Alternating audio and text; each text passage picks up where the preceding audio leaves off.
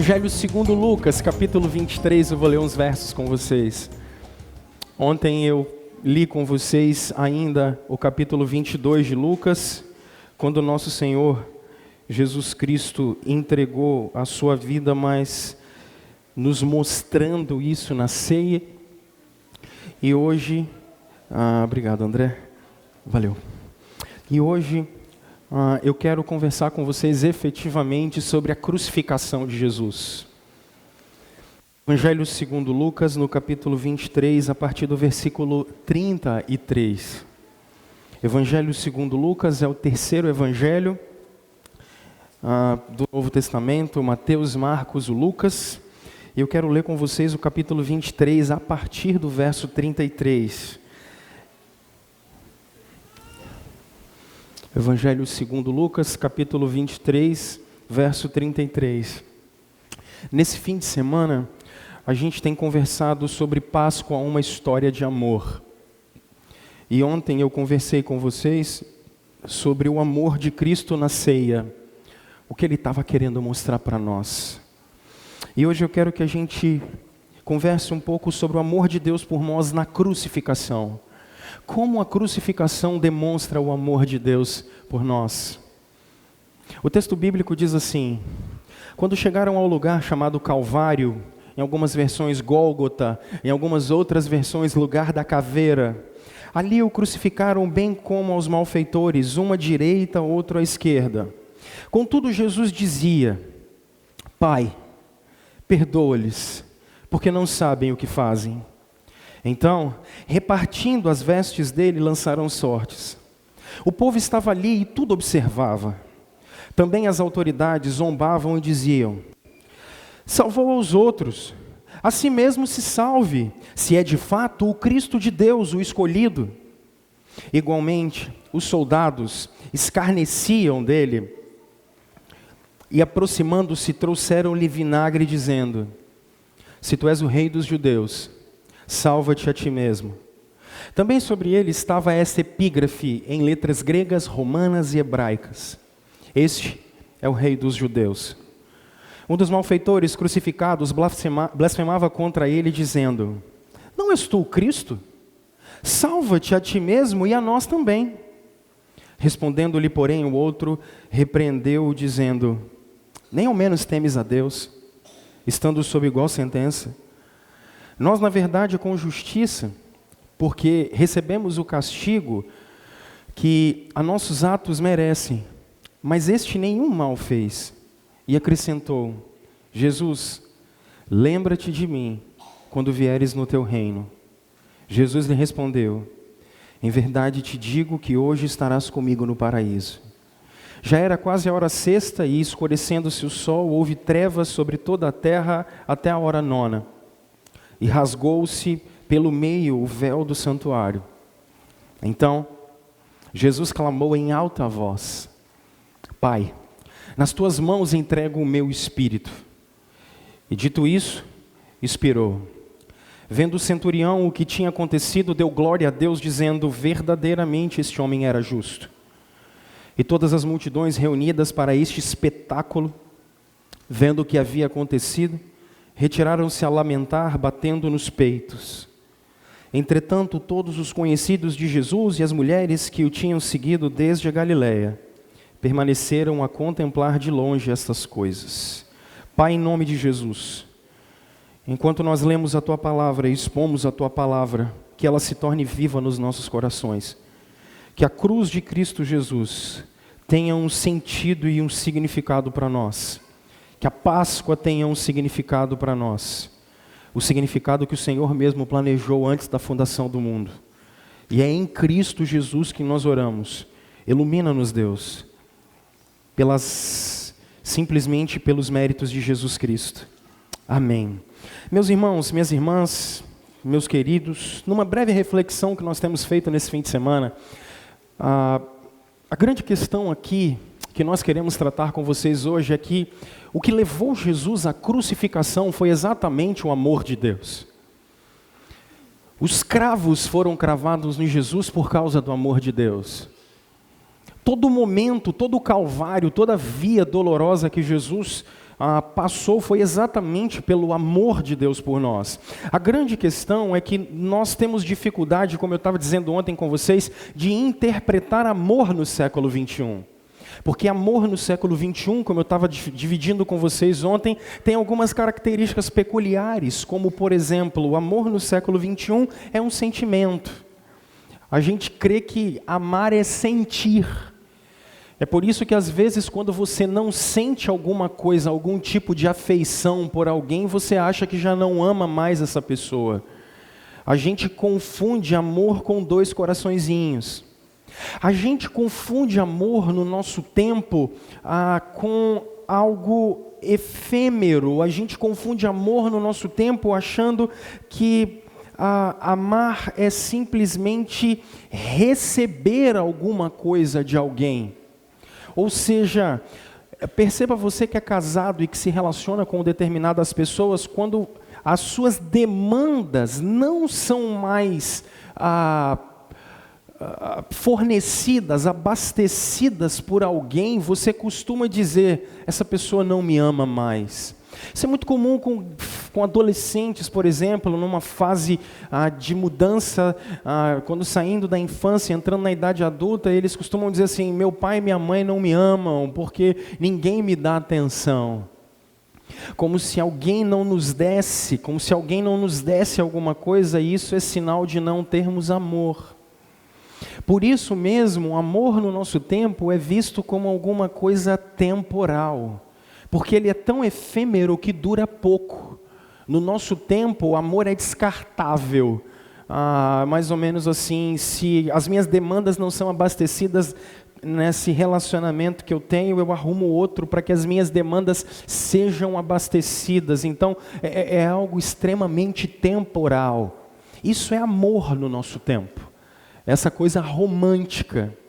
A grande questão é que a Bíblia não expressa amor dessa maneira, como eu estava dizendo para vocês em 1 João 4,8. Porque naquele contexto a ideia é que Deus é amor.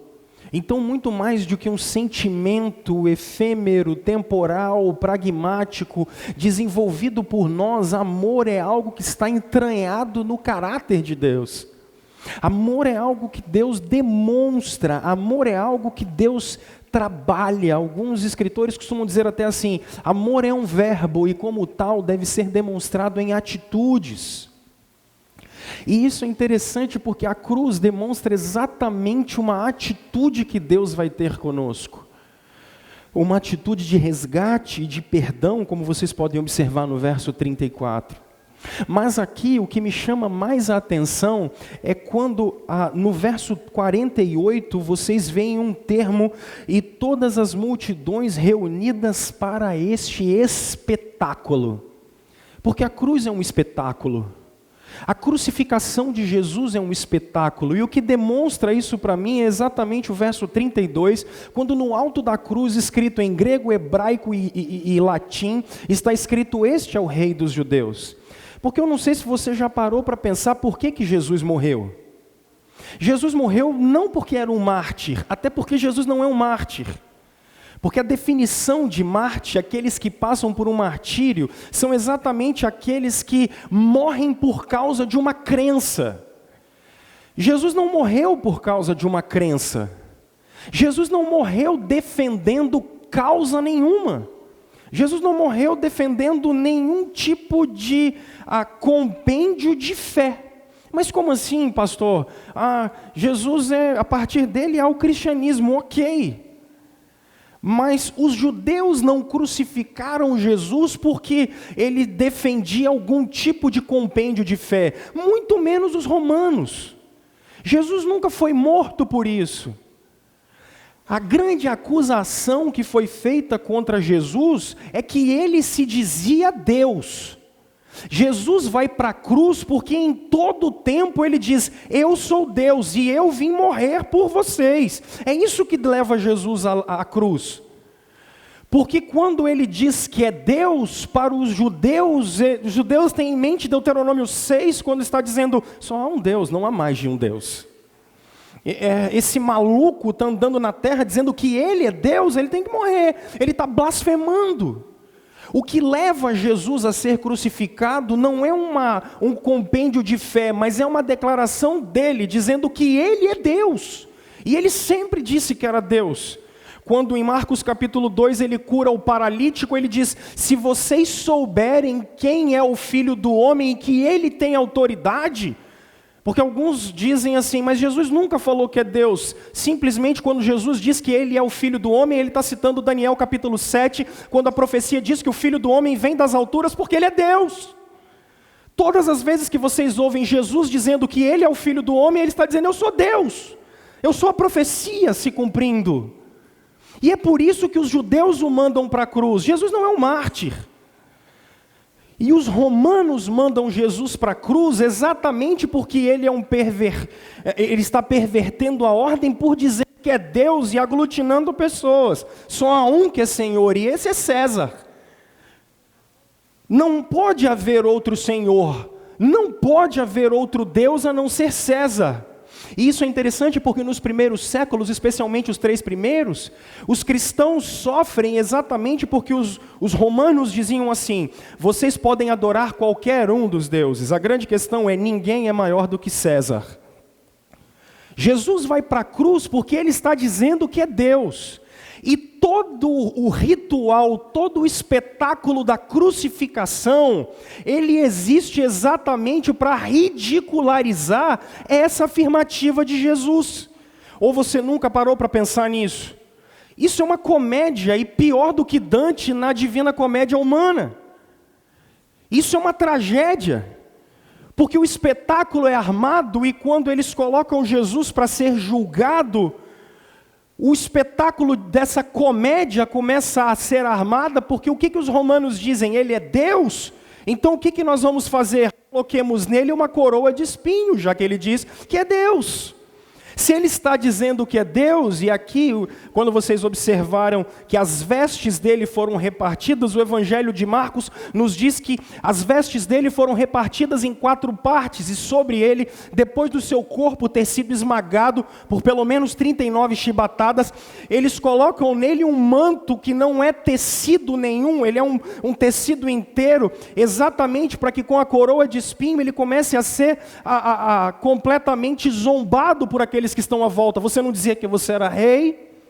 Eles pegam um pedaço de ferro e colocam na mão de Jesus, querendo armar o espetáculo, dizendo: você não é rei, então levante o seu cetro de justiça. E cuspiam na cara dele, roubavam aquele pedaço da mão dele e simplesmente davam com aquele pedaço de ferro na cabeça de Jesus. Você não disse que você era rei?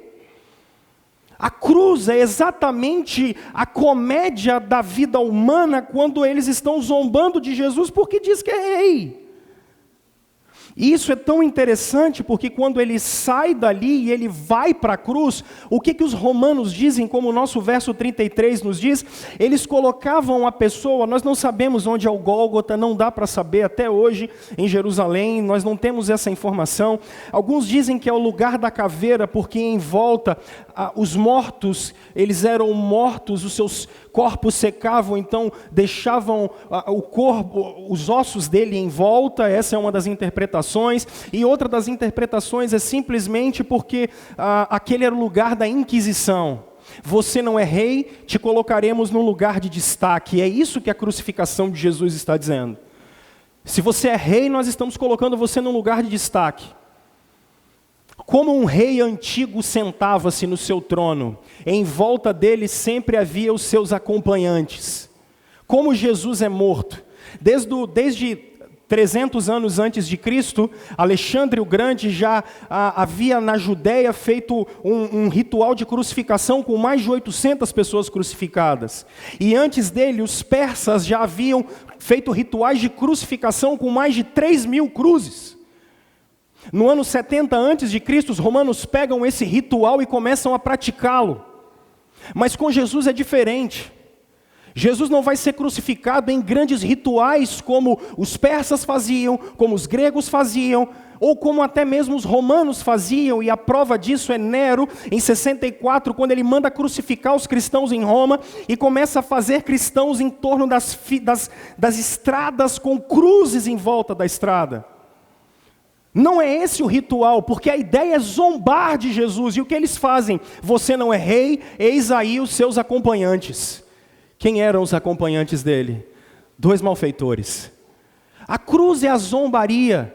E o que dão para Jesus beber? Normalmente um rei beberia vinho no seu banquete. O que dão para Jesus beber? Você não é rei? Beba vinagre. Se você é rei, beba vinagre. O que está armado é uma grande comédia humana, é um grande espetáculo, dizendo, se você é rei, onde você está? E é exatamente isso que o texto da crucificação nos mostra. Porque aqui há 4 grupos em volta de Jesus. O primeiro grupo está exatamente no verso 34, e você precisa de Mateus 27, 39 e 40 para poder interpretar isso. Porque existe uma multidão em volta de Jesus, e essa multidão em volta de Jesus, segundo o Evangelho de Mateus, está zombando dele. E junto com a multidão que está zombando dele, há ainda no próximo verso, no verso 35 ainda, algumas autoridades que estão zombando dele. Mas ainda há, no verso 36, os soldados que estão zombando dele. No verso 39, até mesmo os malfeitores estão zombando dele. Normalmente, quando um rei vinha numa caminhada de vitória no passado, ele entrava na cidade com todos o ovacionando, e isso havia acontecido uma semana antes, no domingo de Ramos. Jesus, você não é rei, a sua caminhada agora não é de vitória, mas a sua caminhada agora é de destruição. Nós estamos matando você, você não é rei. É isso que está acontecendo aqui. A cruz é para zombar de Jesus e de ele dizer que é rei. Mas o que ela pode nos ensinar? E como o amor de Deus está visto aqui quando Jesus é zombado?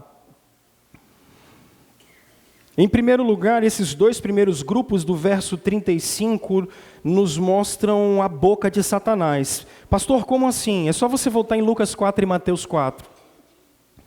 Eles dizem, salvou os outros, a si mesmo se salve, se é de fato o Cristo de Deus, o escolhido. A narrativa de Marcos vai nos dizer que essas autoridades são os escribas e os fariseus. Nesse primeiro momento, quem está zombando de Jesus são exatamente os judeus. Quando eu vou em 1 Coríntios capítulo 1, a partir do verso 18 e 21, eu percebo que a cruz de Cristo, para os judeus, é um escândalo. Mas por que é um escândalo? Você disse que você era o rei, o Messias, aquele que Moisés, em Deuteronômio capítulo 18, verso 19, dizia, virá um profeta depois de mim, ele vem dos céus, a ele vocês ouçam. Eles estão há praticamente 700 anos esperando a profecia de Isaías 7, Isaías 9, Isaías 11, Isaías 53 se cumprir. Eles estão esperando a promessa do Salmo 22, do Salmo 23 se cumprir. E agora Jesus, durante 3 anos, segundo Lucas, a partir do capítulo 3, está mostrando que ele com 30 anos, até 33, começa a pregar o Evangelho dizendo, eu sou o cumprimento da profecia. Os judeus estão imaginando, ele é o rei que chegou. Ele é o rei que chegou. Agora não é muito incomum vocês observarem sempre os judeus dizendo, faz um milagre para a gente acreditar em você. Faz um milagre e a gente acredita em você. Se você fizer um milagre, a gente acredita em você. E é interessante porque certa feita Jesus disse, vocês estão pedindo um sinal, eu só vou dar um sinal para vocês. O sinal de Jó. Porque do mesmo jeito que ele ficou 3 dias e 3 noites na barriga de um peixe, eu, o Filho do Homem, ficarei 3 dias e 3 noites no interior da terra, até que ao 3º dia eu ressuscitarei dos mortos. Esse é o sinal de Jesus. A grande questão é que a cruz para os judeus era um escândalo, e eles queriam um sinal dizendo, se você fizer um milagre, a gente acredita em você. Mas existe um segundo grupo, e o segundo grupo são exatamente os soldados. E se Paulo está certo em 1 Coríntios, no capítulo 1, a partir do verso 21, ele diz que se a cruz é uma loucura, é um escândalo para os judeus, porque um Cristo crucificado, aquele que a gente achava que viria e nos libertaria, ele está crucificado. Paulo vai dizer que a cruz para os gentios é uma loucura. Se você fosse um soldado romano naquele período, você seria possivelmente um mercenário. Você receberia salário para trabalhar e você entraria nas batalhas só por muito dinheiro. Você entraria numa guerra se alguém te pagasse bem. Eles eram mercenários. Você quer dizer para mim que esse rapaz que está na cruz é rei? Mas aquele César que paga o nosso salário e que nós já vivemos e vencemos batalhas por ele, inclusive nós estamos no ano 33 aqui, 100 anos antes a Judéia havia sido conquistada pelos romanos, ele está dizendo, é impossível. Esse homem que está na cruz não pode ser rei. Esse homem que está na cruz não pode ser Deus. Isso é uma loucura da parte de vocês. Porque Deus é rei, é aquele que está sentado no trono de Roma, ele é dono do mundo inteiro. É impossível que ele seja rei. Isso é uma loucura. Um rei frágil, um rei fraco. Nós somos soldados romanos e o maior sonho da nossa vida, desde que nós somos pequenos, era exatamente sermos soldados, porque as legiões romanas, aonde passam, amassam todas as coisas. Nós somos como gafanhotos, conquistamos tudo. E agora você quer dizer que aquele cara que está na cruz, ele é rei? Rei é César. Aquele cara que está na cruz, olha as costas dele, ela está deslacerada. Olha a cabeça dele, está completamente furada por espinhos. Olha o lado dele. A gente vai furar agora para ver se ele realmente vai morrer. É uma loucura falar que um homem fragilizado daquele é rei. É uma loucura. Mas agora há um terceiro grupo aqui, que são os dois malfeitores que estão à sua volta. Porque segundo Marcos capítulo 15, verso 32, eles estão em volta de Jesus e os dois estão zombando dele. E se por um lado para uns é um escândalo, porque a gente pensava que ele ia libertar a gente, ele está morto. Por outros é loucura, porque a gente imaginava que rei seria um cara poderoso, e Deus é um cara poderoso, e não esse pobre que está aí. Esses outros dois começam a zombar de Jesus porque eles queriam alguma coisa de Jesus. Vai que nós fizemos alguma coisa e estamos aqui por isso. Vai que. E se realmente ele sai daí? Vai que ele tira a gente também. E se ele desce desse negócio? Afinal de contas, se ele desce desse lugar, realmente talvez ele tenha alguma coisa para dar para a gente. Talvez ele tenha alguma coisa para oferecer para nós. Meus irmãos, amigos que estão aqui hoje, a chave desse texto está exatamente no verso 34, quando Jesus, quando tem os seus braços pendurados naquela cruz, os seus pés pendurados naquela cruz, ele diz uma expressão. E esse é o primeiro brado dele quando é levantado, quando a cruz desce. Isso aqui é interessante porque você fala assim, mas pastor, não tem muitos, aqui não tem muitos detalhes aonde os cravos estavam, como é que era essa coroa, como é que colocaram o madeiro lá. Não era necessário, porque esse texto é escrito possivelmente na metade do primeiro século, talvez na década de 60. Todo o império sabia como era uma crucificação, então detalhes não eram necessários aqui. Eles já sabiam como isso acontecia. Agora o Senhor Jesus, quando vê essa horda toda em volta dele, diz uma expressão: Pai, perdoa-lhes, porque eles não sabem o que eles estão fazendo. Perdoa essa gente, eles não sabem o que eles fazem. O amor estava encarnado. João capítulo 1 diz que nós vimos o amor de Deus encarnado. Porque muitos de vocês sentem um vazio no peito, um vazio na alma, um vazio no coração e tentam reinterpretar a vida de vocês de várias maneiras, porque tudo que vocês querem é ser amados. Muitos de vocês não dormem à noite, vivem perturbados, exatamente tentando arrumar alguma coisa que dá sentido a vocês, seja em álcool, seja em droga, seja em sexo ilícito, seja em trabalho demais, seja tentando arrumar tantas coisas, porque na verdade o desejo maior do nosso coração é ser amado. É tudo que nós queremos. Tudo que nós queremos é simplesmente nos sentirmos amados. O que nós queremos é nos sentirmos importantes. O que nós queremos é nos sentir queridos. Alguns de nós vivem vidas terríveis exatamente porque para tentarem se fazer amados e se sentir amados, se entregam a tantas coisas. Agora é interessante que para que você se sinta amado, não é necessário você fazer nada. Para que você se sinta amado é simplesmente olhar para esse momento histórico aqui.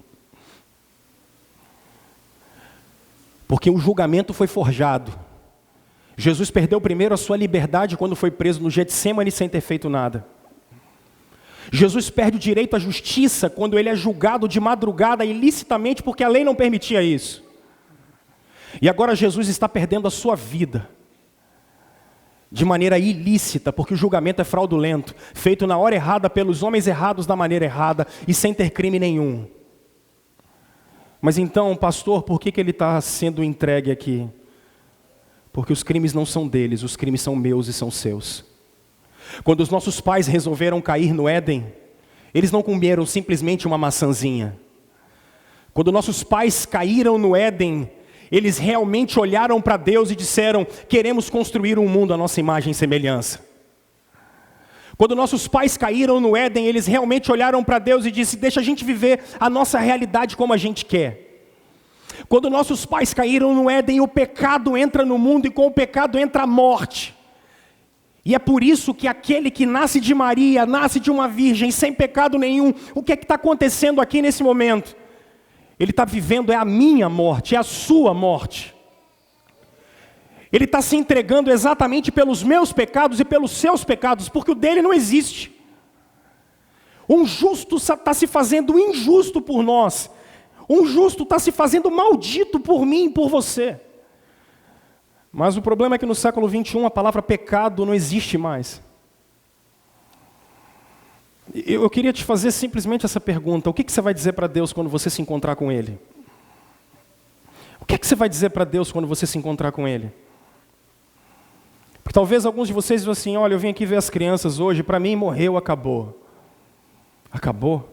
Então por que dentro de você existe um senso de eternidade e você briga contra a morte o tempo todo? Não seria melhor acabar com essa situação inteira? Já que morreu, acabou. Porque dentro de você existe uma sede de vida. Eu te digo, porque você não nasceu para morrer. Nós nascemos para sermos eternos. O pecado é um acidente na vida da gente. O Éden não é uma história para boi dormir.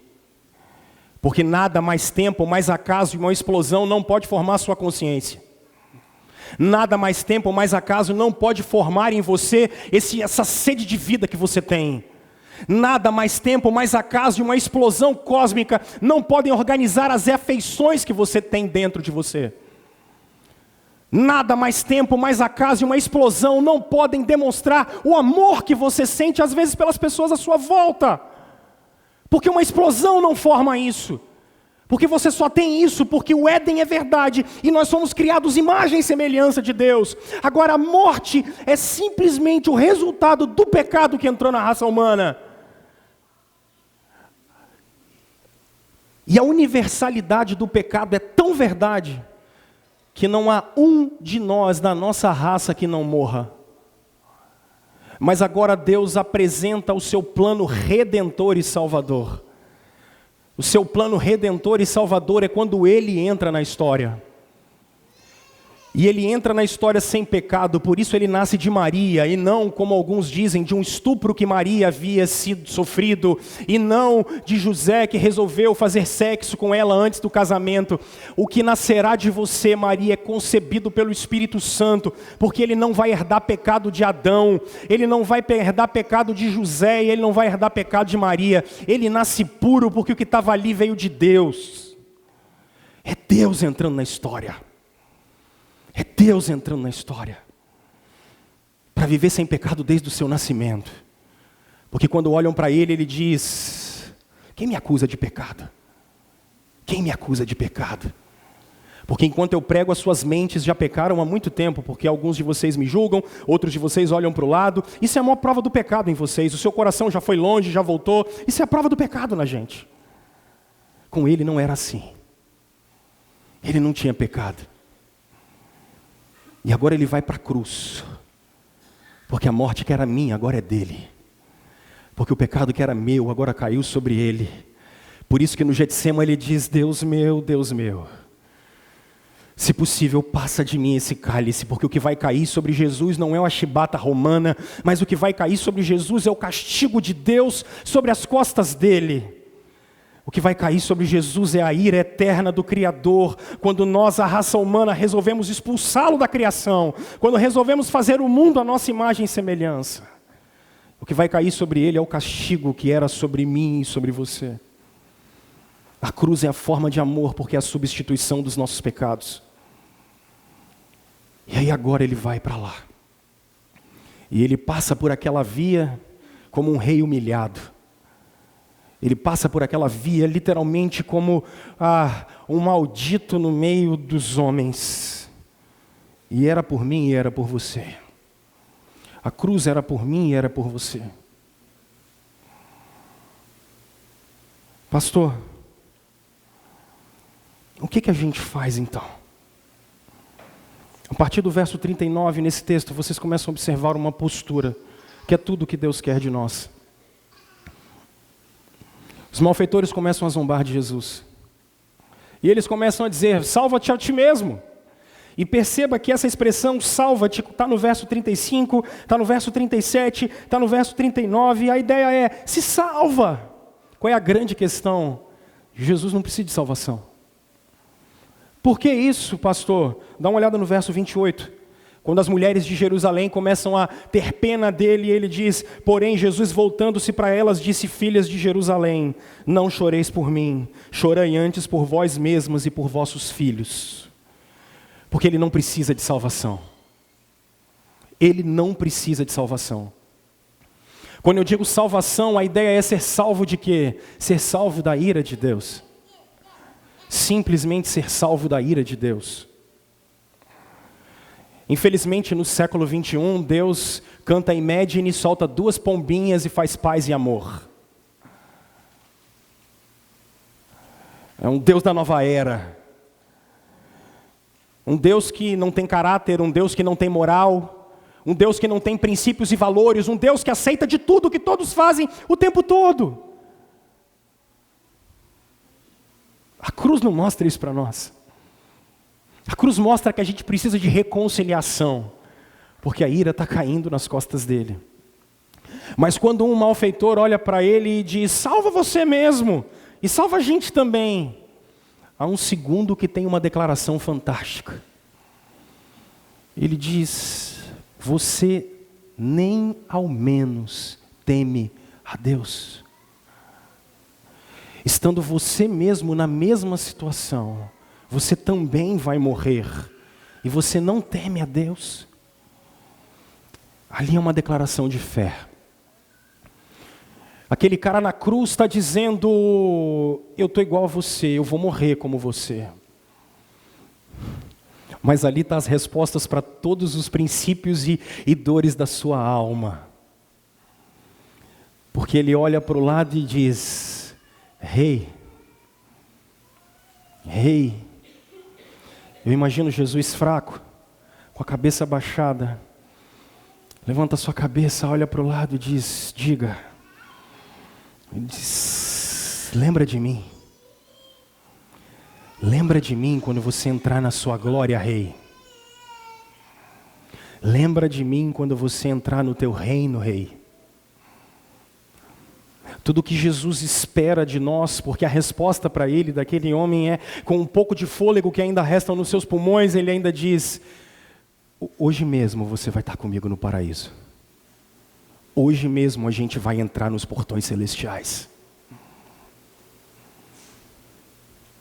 Porque o que Deus quer de todos os seres humanos é que eles reconheçam os seus pecados.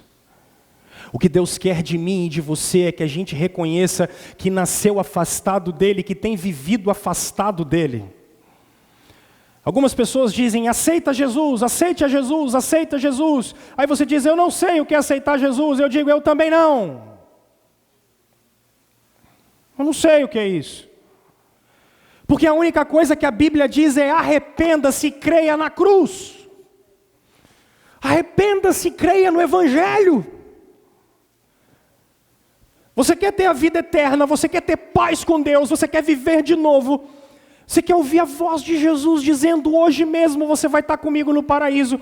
Você quer viver essa cena maravilhosa do verso 45, e rasgou-se pelo meio o véu do santuário. Nós fomos expulsos da presença de Deus no Éden, e em volta do Éden foram colocados 2 querubins, anjos de fogo com espada na mão.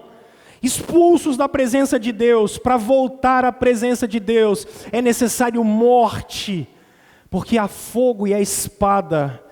É engraçado que no santuário de Israel, entre o santo dos santos, o lugar da presença de Deus, e o santo lugar, haviam 2 querubins com espadas nas mãos. Quando o véu do santuário rasga-se de alto a baixo, significa que a presença de Deus está de volta para nós. Nós podemos ter comunhão com Deus, nós podemos estar perto dEle novamente. Ele não está tão longe para não ouvir a nossa voz. E é por isso que a gente sempre ora em nome de Jesus. Porque a gente está dizendo, a gente está orando pelos méritos dEle. É pela cruz, é pelo que Ele fez. Então talvez se você nunca entendeu o que é esse negócio de aceitar Jesus, você está junto comigo. Porque o que a Bíblia manda é que você se arrependa.